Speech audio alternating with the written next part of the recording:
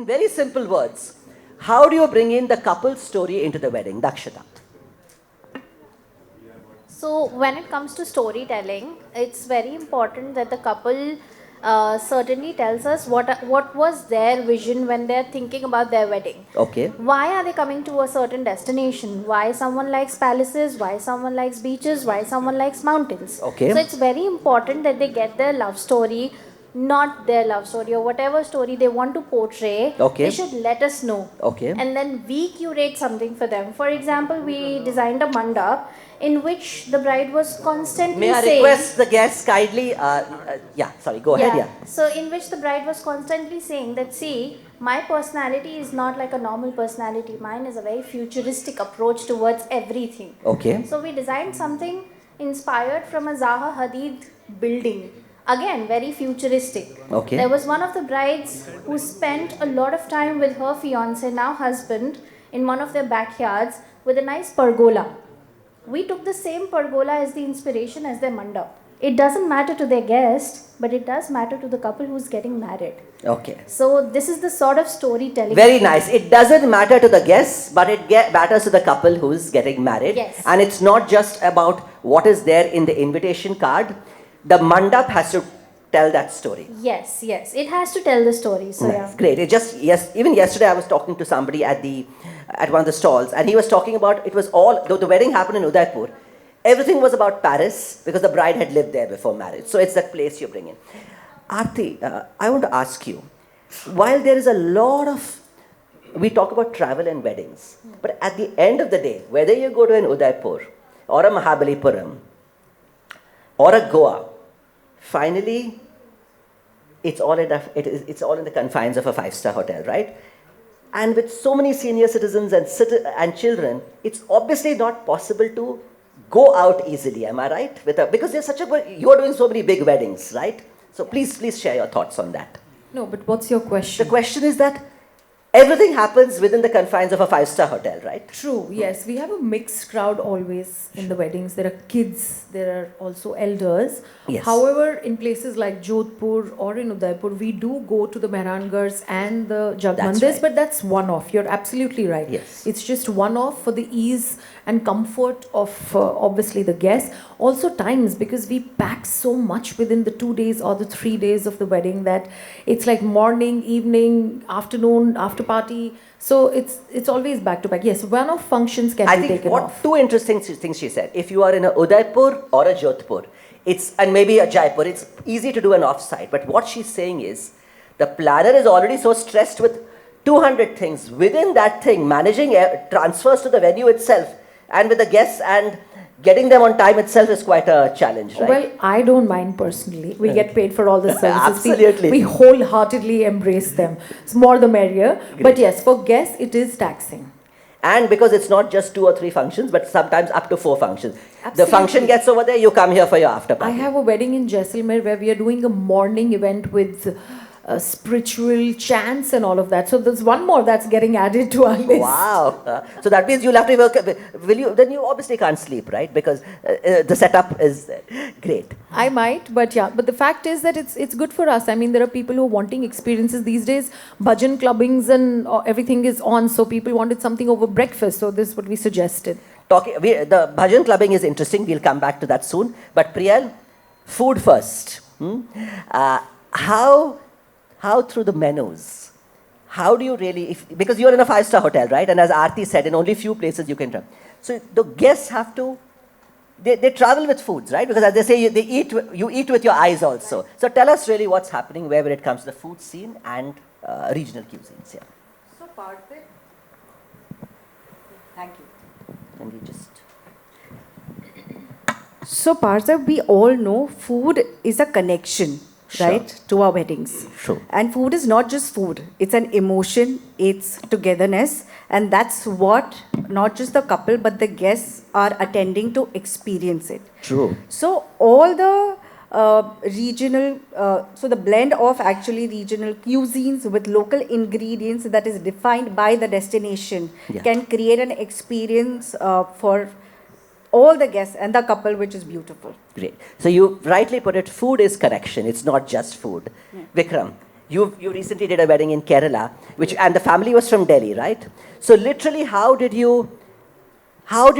they get more of a taste of Kerala while being in the confines of the lovely Leela Kovalam? Yeah, interesting question. Thank you, Parthiv, for that. And hello, everyone. Yeah, so the family, the groom side was from Delhi, and the bride side was from Ahmedabad. Okay, so nice. yeah, it was And a in Kerala, nice. Exactly. And wedding in Kerala. We got them to Kovalam. So yeah, it was really interesting. So now I think weddings are no more for the event, right? So it becomes almost like a travel itinerary.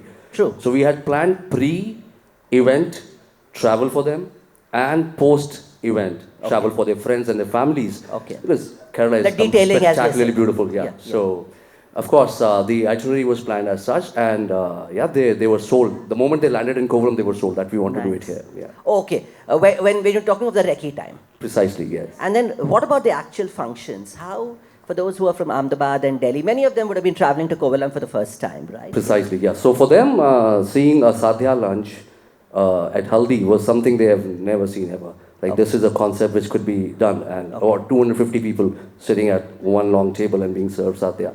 That was really cool. And the mandus and all. I mean, it was all we brought a lot of local flavor to it, especially the food hampers, the welcome experiences. Everything had a local Kovalam touch. Lovely. So you've spoken about gifting, you've talked about clothes, you've talked about food. But the question to Aarti is about music. When you hear her speak, you know she's a musician too. So really, how do you give guests a taste of that local music? And is it, I know very often we are all exposed to Rajasthani music from the time we enter, we are all aware of it. But really at weddings, the local music and a very contemporary style wedding. Tell us more, Aarti. Great question, Parthiv, especially to me. So I love music. People who know me in the room, they know what music means to me. How many of you have attended Aarti's mahfils? You have to be lucky to be invited for one. So I feel it takes a little bit going an extra mile True. to be able to put that local flavor or local artisans, folk into the wedding wherever we are. And we know Rajasthan, we can do it very well. All of us have done it. True. But even in a Muscat kind of a place when we had a wedding, we ensured that we could have a stamp of the region. So we got some artists from Dubai, some local Muscat artists to come in and perform almost every day in the lobby, in the common areas, which people would take the taste of that region along with them. So it was And not memories. just... Music is about memories. Absolutely, absolutely. So late night lobbies, the first event welcome, which is usually done like a check-in experience. There were artisans, there were artists which even for the first welcome lunch also they performed. So we always throw that in. It just takes a little bit more. And usually, may I say here, if we go a little extra mile and plan it and curate it, we can do grand experiences also with these local artists, not just the small 5 artists, 6 artists thing. Like we could, like for instance, in Jodhpur, in Umaid Bhavan, we've done like 100 musicians on the Palm Court Grand Staircase. So that becomes an experience that people can never forget, and the similar can be done in other regions. And I'm sure that's one of I know every aspect of you're a wedding planner and a designer, but I'm sure the planning the entertainment design must be something you're really looking forward Absolutely, to. Right? the musical one, Yes. not the after parties. We're in the last couple of years, Dakshita, Uttarakhand. When we talk of Uttarakhand, there's Dehradun and Mussoorie. There's Rishikesh. There's Jim Corbett. There's Nainital. I had a wonderful chat with her yesterday where I was traveling to Uttarakhand thanks to this conversation with her, understanding how far Pantnagar airport is from which place, how far Dehradun airport is. But talking of Uttarakhand, almost every client of Aarti and Priyal and Vikramjit would have attended at least half a dozen weddings in Rajasthan, but quite often, many guests have not attended a Uttarakhand wedding. And how do you bring Uttarakhand into that experience? This is for our friends. How many of us have traveled to Uttarakhand? Okay, almost 30%. That's nice. 30% only. We can invite more and more. Great. So when it comes to Uttarakhand weddings, see, it's really not about the grandeur of the palaces. It's about the backdrops of the greenery of the mountains that you can have. You go to JW Marriott and you see massive mountains from their terrace, Trout Terrace, or maybe you can see like a very good landscaping from their lawns, which you'll hardly find anywhere else. You come to, let's say, you come to Rishikesh and you'll find that even though the property is situated at the top, but you'll still have some insights of the mountains and the river, like a nice Ganga flowing. In fact, there's a beautiful property, Anand Kashi, very intimate, but then they've gotten their own white sand Ganga banks beach with them. So it's very, like, it's a very subtle experience, you can say. However, weddings are never subtle in Indian culture. So we are there to amp it up. So we are there to amp it up via our designing skills, our planning skills. But it's all about how you can embrace that pleasant weather, the cold weather, and still be enjoying there. I mean, we did a wedding on 21st of December, that too in Mussoorie, with 1 degree, -1 degree as well. And trust me, everyone was enjoying this. Everyone, each and every person.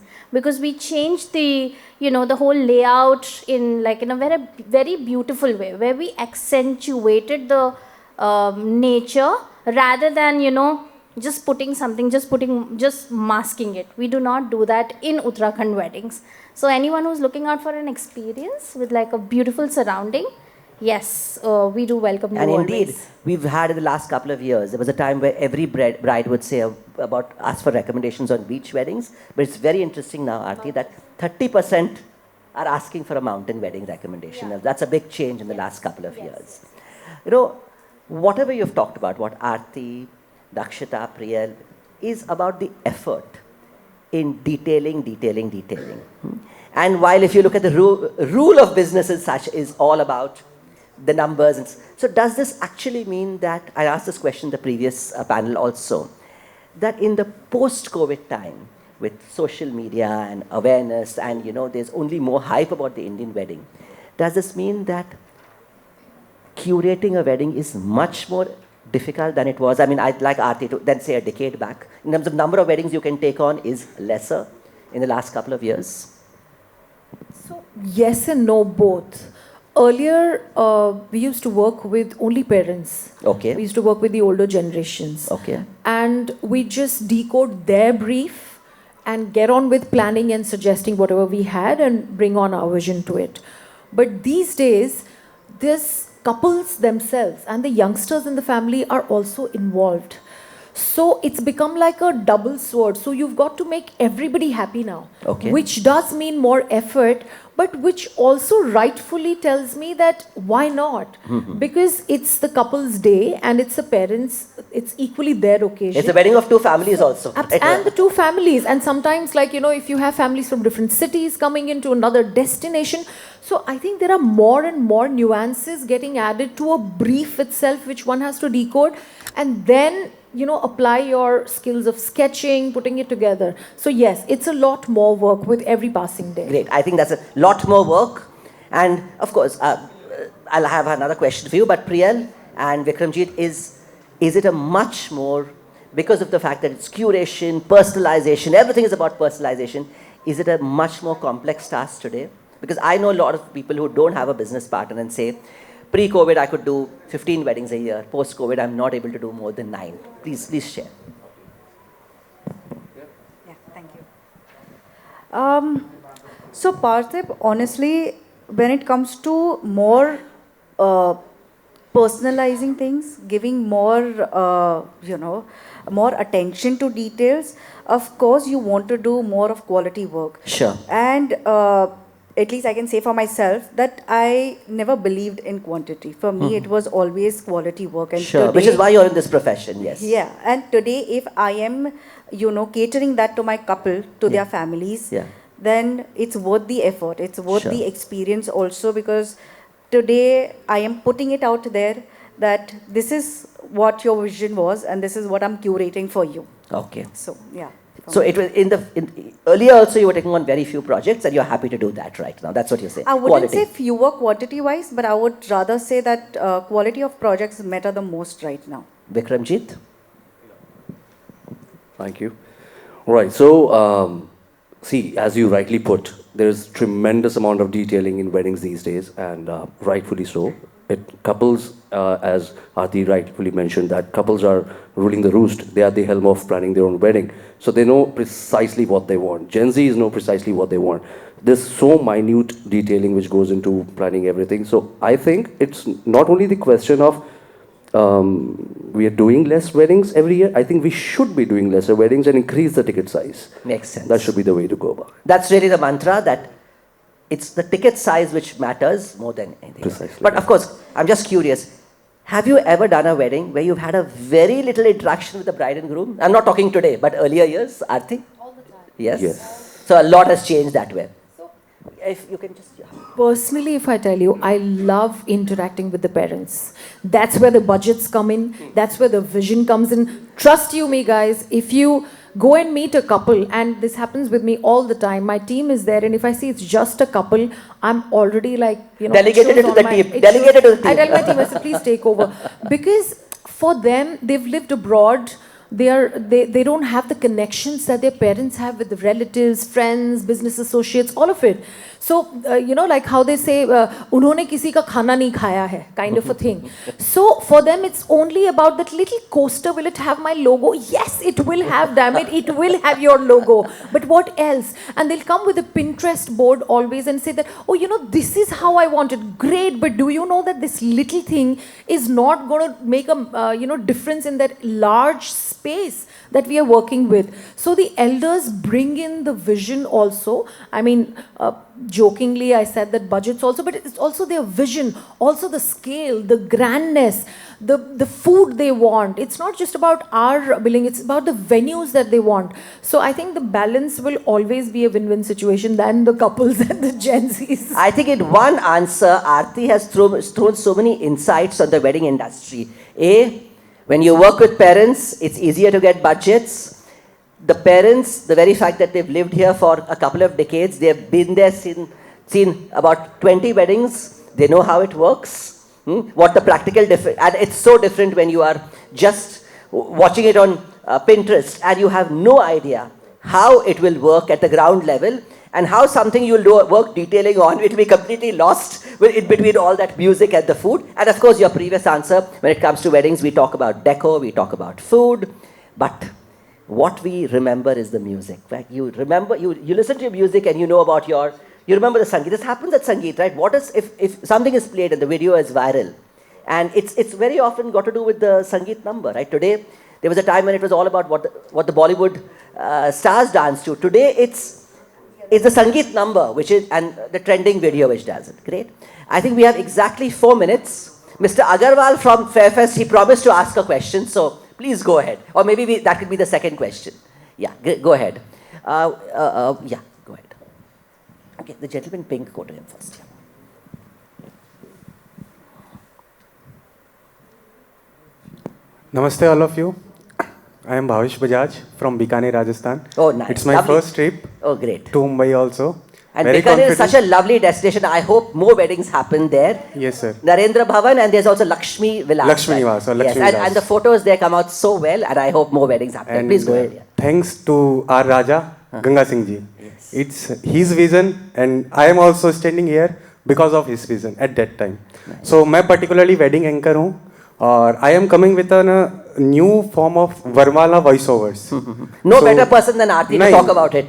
नहीं, मैं ये चाह रहा था कि as a newbie, how do I execute this with less problems? कि market को क्या need है, और is it worth it for the couple or the part of personalization? कि ये भी कोई segment है या नहीं है, या फिर मैं फालतू का ही hard work कर रहा हूँ. शायद मेरा question mature नहीं हो सकता है. Maybe she can give you a quick thing and then you can take it offline, yeah? Yeah, it's a fairly long answer, and you can take it off. You're right. Actually, nobody has touched this. Varmala mein abhi jo ho raha hai, that's only the grand Sangeeti kind of choreographed things. Yes. With an anchor, with somebody who could recite something beautiful, which yes, could be I have part created of their life. 108 scripts for that. One-on-one million. We'll do this. Ma'am, We'll do this. Okay, ma'am. Thank you. Go ahead, yeah. I think Mr. Agarwal, yeah, go ahead, yeah.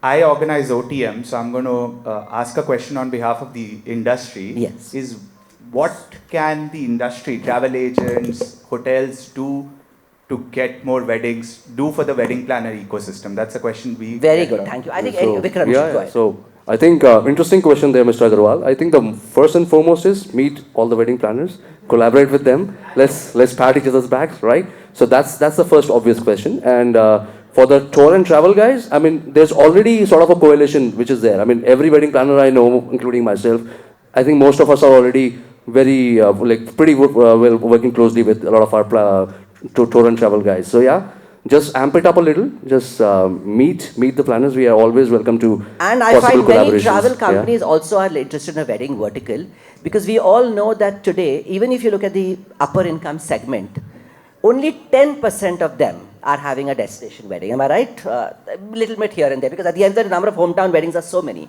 So that just tells you what the market size is, and there's a need for more wedding focused hotels for intimate weddings or big fat weddings. It's not that everybody's having a 300-room hotel.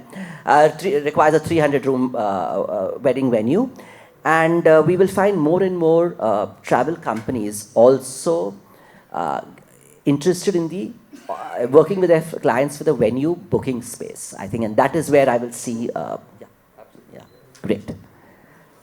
Okay, I think the gentleman with a blue shirt, there, and then Dipanshi after that. Yeah, then we'll have to wrap up. We have exactly, Sanket, can you just pass the thing? And then last question to Dipanshi, we may have to wrap up after that. Hi, myself. No, sorry, Dipanshi, 1 minute. Yeah, Nope. yeah, go ahead. Hi, myself Rahul from Goa Production House. We are a production house based in Goa.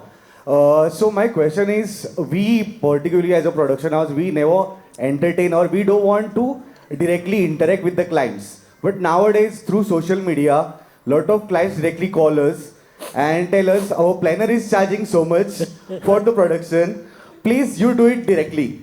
So how do you tackle all these things? Because I've heard planners saying, I'm not doing a wedding if you are doing production with somebody else. Oh, you know what? You won't believe this, what happened. In our office WhatsApp number, there's a groom who who mentioned his hospitality requirement. Three anchors on, no, three people on this day, 2 shadows, etc. and say, I want a costing for this. We said, you have to ask your planner for this costing. Yeah. He says, no, the planner is charging me very much. Can you find out? And we're like, listen, you know, how can we even give because the planner's management fee could be something. A planner could be charging. Yeah, he's saying, I want to compare what my planner has given. Can you please find out what the thing is? So this is exactly what some people are doing.